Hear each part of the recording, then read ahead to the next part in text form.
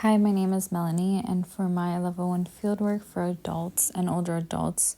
my setting was at Rosemary Wormland Senior Care, which was considered kind of an assisted living facility or boarding home for older adults. I think this experience was very unique compared to my other classmates since we did not directly observe or were with an occupational therapist that was treating a particular resident at the facility, but we were able to observe Professor Distorath interact and kind of discuss and educate with the different diagnoses that the patients had and kind of some suggestions she had for interventions and activities that we could incorporate during our time there.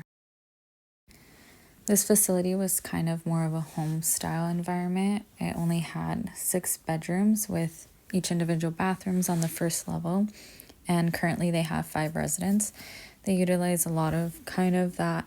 gardening in the back with vegetables and eggs from their chicken coop to kind of make organic and healthy meals for the residents every day for breakfast, lunch, and dinner, which I thought was really interesting and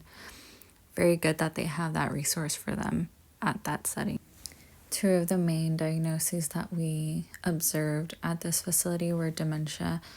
as well as rheumatoid arthritis, and a patient who had a stroke and has right-sided hemiparesis. I think some challenges that I faced during this field work, more specifically towards the beginning, would be having to kind of emotionally regulate myself, because I think seeing residents kind of get emotional when they are facing or kind of approaching the challenges and deficits that they are having because of their diagnoses,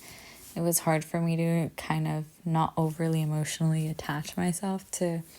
kind of their feelings as well, because it was hard to see them be struggling so much. So I think that was a challenge I did face starting out, considering this was one of my first experiences working with older adults, since I mostly have experience with pediatrics, and it is very different. I think throughout the following weeks, we were able to overcome that, or at least I was, using kind of the tools and skills that we learned through our book for emotional intelligence. And I think when we created the activities for the residents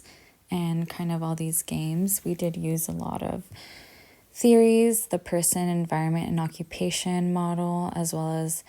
the MOHO model for motivation for residents for tasks that they enjoy to do, but that can also support them for their deficit. I think the activities we were able to bring for the residents were also very positive. They engaged in a lot of arts and crafts, and this included kind of keychain making. We painted birdhouses and decorated them as well, and they really enjoyed that. They really enjoyed the painting too. We worked on that hand dexterity throughout those activities too for residents with rheumatoid arthritis in the hands. We also did some activities with music and exercises and dancing and a balloon toss, which incorporated their mobility and range of motion and all those sorts of things that they need in order to strengthen their kind of posture and balance and support and stability throughout movements, which would help with